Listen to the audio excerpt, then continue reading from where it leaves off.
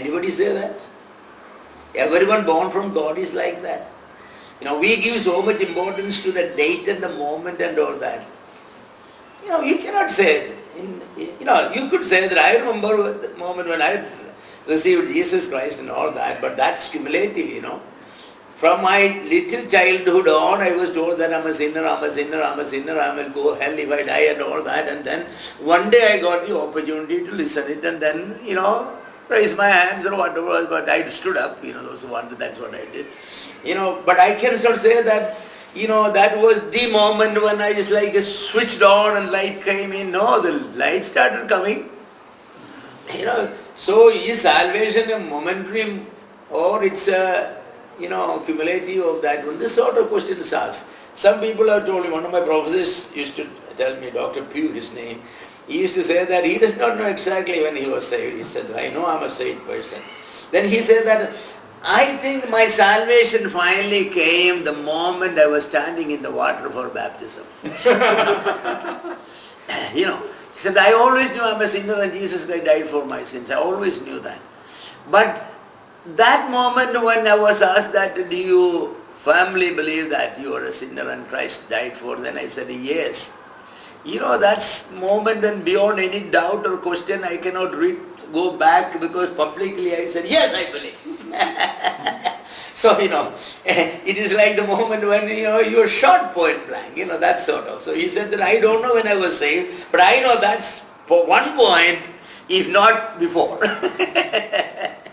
Sometimes we cannot say exactly when you are saved. I don't know what is that most important that you need to be able to say that exactly when you were saved? But my question is this, are you saved at this point? That's why I ask people. Are you saved at this point? I can say I'm saved at this point. If I die, I'll go with my Lord. I know that. It's not very important what was I saved, how many years, 60, well I was 8 and now I am 73, so how many years? I'm very poor in maths, I don't have a calculator with me. How many? You sure?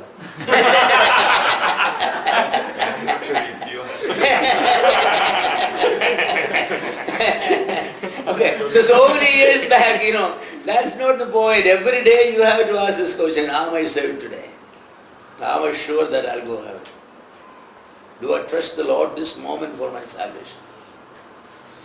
Salvation should not be a past experience. Salvation should not be a future experience. Salvation should be a present experience. Otherwise, what's the joy of it? Once upon a time I was saved. What about today? I doubt, up till today. Yesterday I was. That sort of that should not be our, we should be able to say definitely that we are saved at this moment, So, anyway, do the Lutherans make people to say like that? No, actually, it was a kind of a mass conversion actually, It was mass conversion. Tens of thousands of people were just leaving the Roman Catholic Church and they will take the records, destroy everything, idols and everything. And even the priest, they will chase them out and he will run away and escape. Otherwise, he will also take off his, everything. And, he will also walk with the people and, that sort of. It's always possible that in that mass movement, there are a number of people who are not saved. Yeah, I think that's true. That I don't think that every Lutheran was a saved person.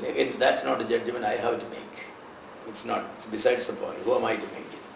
But in a mass movement, as a general principle, I say that in any mass movement, individually everyone need not to be personally saved. So gospel needs to be presented to every person. You can preach it to a mass, but let the decision be made individually. Let the understanding that Christ died for me, a personal understanding, We wanted to emphasize that.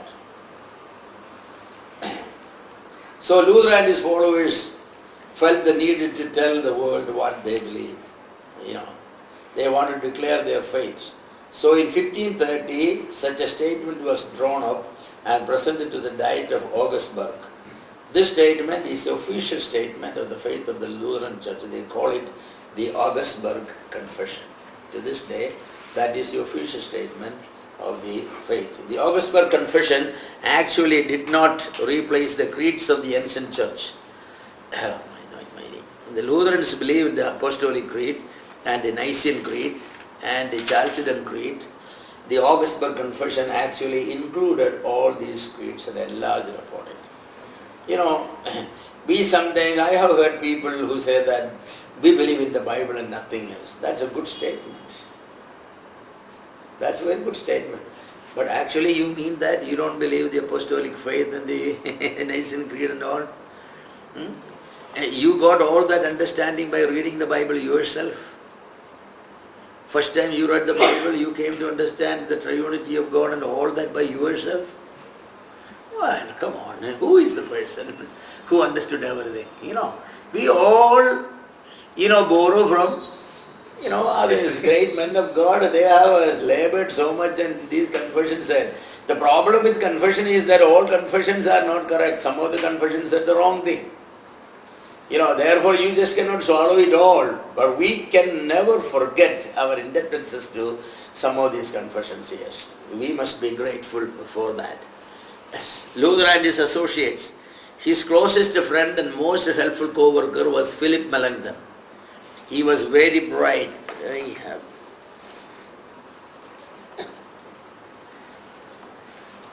My blood circulation was a little bit stopped. I have all these things on my, as somebody said that before you go to bed, you take part by part everything and put it there. So what is the total sum and substance of your being? A little there, a little here, and sometimes it's just like some people, they have artificial limbs and this and that, so when they go to bed, they will take everything out. And one by one, even the nose and the ears and everything, and then what is laid on the bed is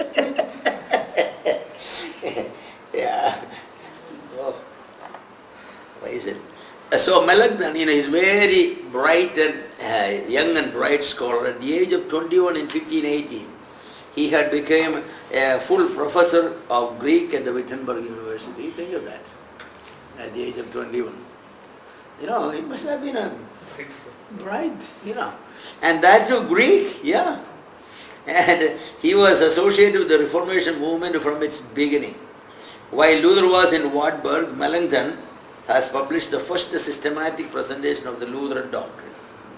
Actually, Melanchthon was the theologian of the Lutheran movement. Luther was the mouthpiece. He was the evangelist. But the theology always came from Melanchthon. Melanchthon was a bright man. Yes. So he published the first systematic, theology. It is called Loci Communes, L-O-C-I, Loci Communes. Melanchthon was one of the most learned men of his day. He was called the preceptor of Germany. He was also called the quiet reformer. He exercised a moderate influence on later Lutheranism. God uses men. It's very interesting, Luther needed a Melanchthon. Without Melanchthon, the Reformation won't go forward. Another close friend and a valuable assistant to Luther was Spalatin, the private secretary of Elector Saxony. It is interesting that in spite of the high regard and friendship of Frederick with the Luther, Luther never met Frederick. Really? Yeah, never met. It's always through somebody. It is usually through this private secretary. Everything. He comes, he talks and he takes, That's very interesting. When I read it, I was shocked that. This man was protecting him and everything, doing everything. His existence and survival would depend upon him, but yet he never met him. Spalatin acted as an intermediary between the two. The greatest and probably the closest helper of Luther was Catherine von Bora.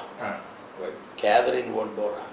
It is interesting to note that the Augustinian order completely followed Luther, all the priests and all the nuns of the Augustine order, I don't know how many were there, 1,000 were there, they all came out.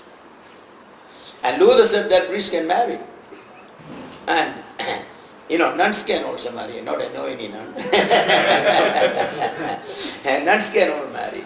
So, these men are 30, 40 years old, men 45 years and some 50 years, and men, there were nuns also who were older. So, like hot cakes, everybody was running to everybody, you are mine, you are mine, you are mine, you are mine, that sort of, you are available for lunch today, for supper, what about going out tomorrow for breakfast, this sort of dating game. And, Luther was not in a hurry. Luther just watched how eagerly people, when they got a chance to marry, the same thing will happen if Pope say tomorrow priest can marry. The same thing will happen. And so they went, and there was this one girl, not a girl, and Catherine. So, nobody went to Catherine. Catherine was not beautiful, by any estimate of man's eye. So one day Luther called her and said, Catherine, nobody asked you. No, don't worry. If nobody marries you, then I will marry you. What an offer. If nobody marries you, then I will marry you. So she waited, nobody married her, and Luther married. Actually, the Reformation succeeded because of this woman, Catherine. Without Catherine, Luther could not do what he did. Luther was a great man, but he was a depressive maniac, Every year for 1 month, Luther goes on this depression, and depression means he won't get out of the bed. He will go his, number 1, 2, everything there. They say that he won't eat, he won't take bath, he won't change. He is crying that the Pope is coming to kill me, here comes the soldier to shoot me, this, that, and he was in a great depression, and this woman will stay with him, nurse him, and bring him out. In 1 month time, Luther is back, and then he is a warring battle horse. Nobody can keep up with him. He runs like that. And the world has to be grateful to her, and that's no wrong statement. Behind every great man there's, stands a great woman silently. Yes, behind Luther, Catherine von Bora stood. And she was a great woman. Young people go picking up beautiful girls and all these things, and they are all nice. Beauty is a blessing of God if it's not misused. If it's misused, then it is, in the hand of Satan. But what is beauty after all? What is beauty? In Proverbs 31, Solomon defined what is beauty. Beauty and charm. Sweet, fleeting. Yes.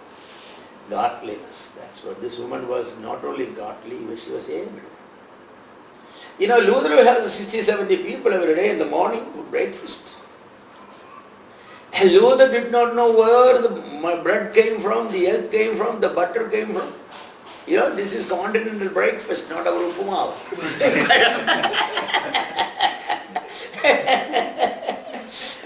Where the bacon came from, the sausage came from, Luther didn't know.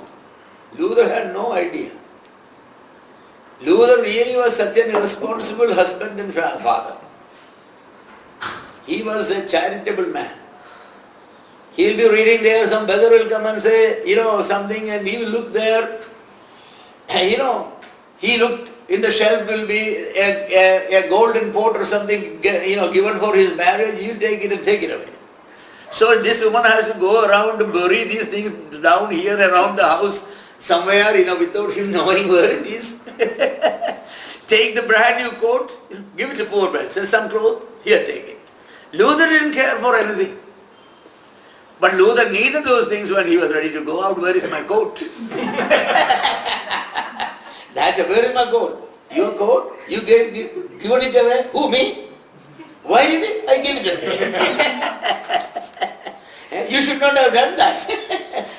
So, she has to make sure that. That's the same way, Why breakfast is late?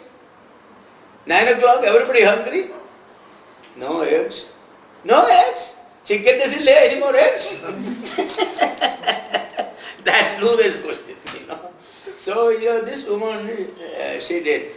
But know how ungrateful people are? The day Luther died, visitors stopped.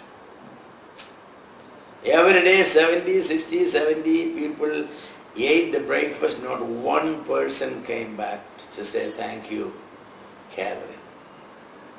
Nobody came. Nobody inquired how Mrs. Luther and 2 children are doing. Actually, history says Mrs. Luther has taken the 2 children and taken a vessel and gone for begging. There was absolutely nothing in the home. People have forgotten there was a family like that. She had gone from home to home, begged for something, just to survive. This story is repeated in the lives of many people. Many people.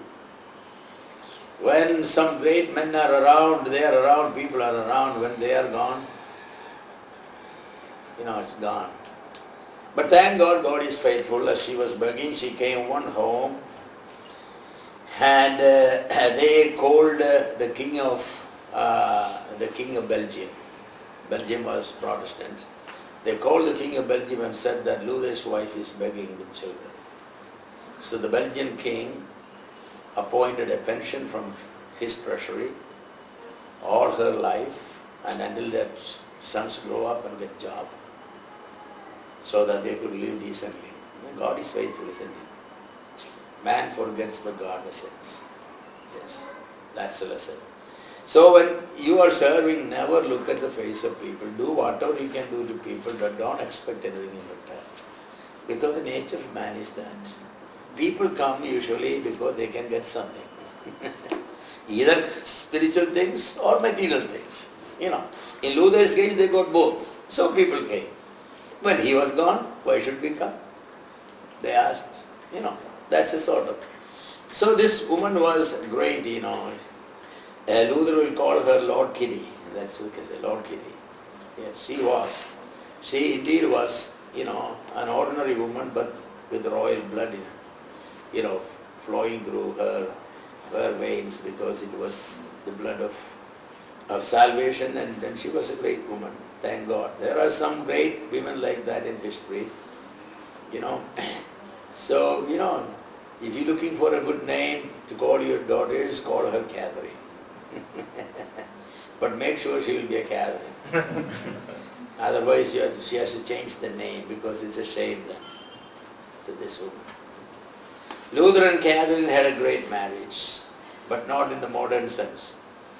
Luther called her my Lord Kitty. Historians have rightly pointed out that, in certain way, the secret of the success of what Luther has done is Catherine. She was such a godly, practical, wise woman. She knew Luther well. She accepted him. She nursed Martin's weakness. He had the problem of depression. Every year he would be depressed for a month. This period was very severe. Luther won't be a normal person during this period. He was frenzied, irritated, nervous, not eating or sleeping properly, and often crying like a child. He would be having thoughts of Pope coming to kill him. In all these situations, Catherine nursed him and brought him out of the depression. And Luther would run like a battle horse for the next 1 year until the depression again catches him. One day the depression was starting and Luther was sitting there, they have the 2-story building, the stairways goes up and he was sitting down there and, not brushing the teeth, not taking the bath, all these things. And so Catherine came with the black robe and everything, So Luther said, who died? Who died today? They go with that kind of an attire for funeral. So she said, you don't know who died? No, your God. Your God died. Why are you sitting like this as if God is dead? Moody, irritated, depressed. Said, get up, go, get back, take your Bible and read, That sort of a practical woman she was. She knew how to handle Luther, Some people will all make them more depressed. That's what they do. They will make them more depressed. They will say they know exactly what to say to make them eccentric, schizophrenic. From depression to schizophrenia. And, wives are a blessing, but sometimes... No comments on you, you're all godly. I'm talking about Germany. Yeah, I'm talking about Germany, yes. Yes. So she was a great woman, thank God, definitely, yes. Okay, we come to there and now we go to Reformation Switzerland. The time is up, so next week we will start it. We are making good coverage. In another couple of weeks, months, we will cover it. Unless you want more details and some set today's maybe history of some of the doctrines also. That will take more time because you cannot rush there. You have to take scriptures and the arguments each group used for this and that. So it will be more like a Bible study also. Any couple of questions? Yeah, any questions? Question, the New Testament was written in Koine Greek, but was it available during... Oh, it's Erasmus. Remember talking about Erasmus? Erasmus had already made a text. It's called Erasmus text. Otherwise, before that, it was all available in manuscripts. Yeah. You go to library, you can have manuscripts. There are different manuscripts. They have different names. They are Codex Vaticanus, Codex Ephraimi, Codex Washington, Codex this. They are all, this bunch of manuscripts bind together. Codex means a book, bind together as a book. You have to take this and then read it. But what Erasmus did is, he has read all those manuscripts and out of that one he formed the original text. So that is called the Erasmus text. That text is what Luther used to translate into German. Okay. Yeah. Others before that, like Wycliffe, John Wycliffe was used the Latin Vulgate. Jerome's Latin translation he used to translate into English. He didn't use the Greek. But William Tyndale has used the Greek Bible.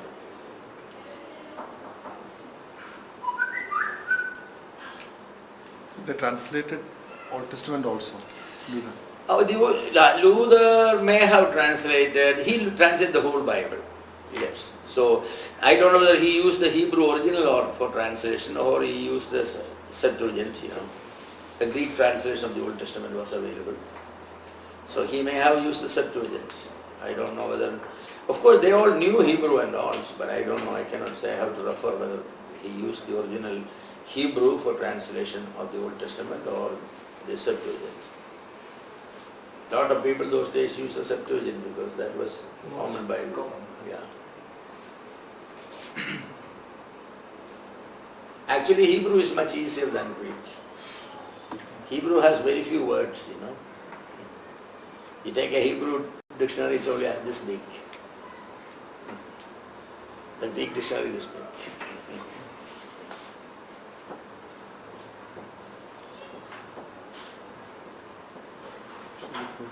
Any other question? Anybody?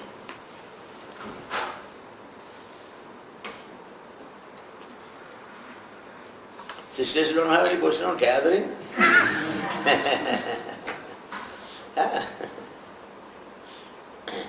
How would you be a gatherer? 70 people every morning for breakfast. That's quite a job, isn't it? And not 1 or 2 days, for years.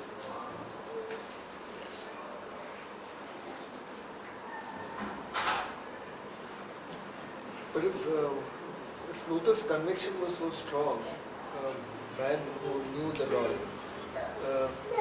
how can such a man go into depression? Well, depression has nothing to do with your convictions and all that. Depression is, he was melancholic, for example. Temperament-wise, he was melancholic, and melancholic people have this tendency towards depression. And Luther was going through strain, you don't know, death warrant is on his head, One wrong step there alone may be caught and burned there. So the amount of fear. Yeah. The other thing is the churches that he led, there's so much problem, internal fighting and the present war. The Anabaptists here saying, condemning Luther that, this is not really Reformation, Luther hasn't gone enough.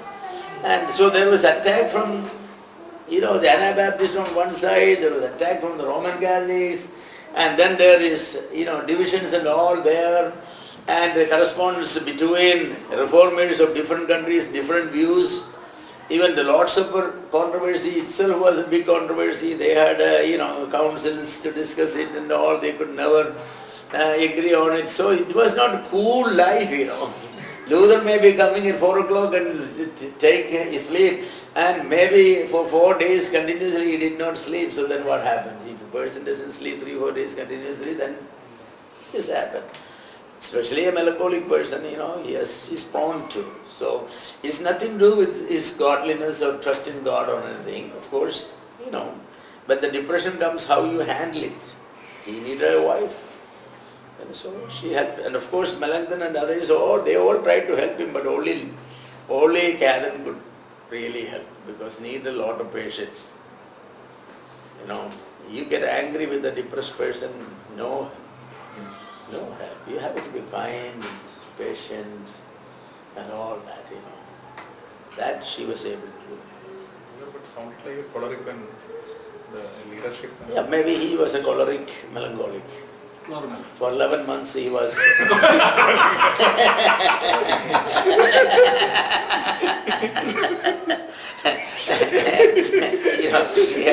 we had a brother, I once talked about these temperaments and all. So he's very, very funny, and so he said, well, I think at home I am a choleric. And in the church, it seems like I'm a melancholic.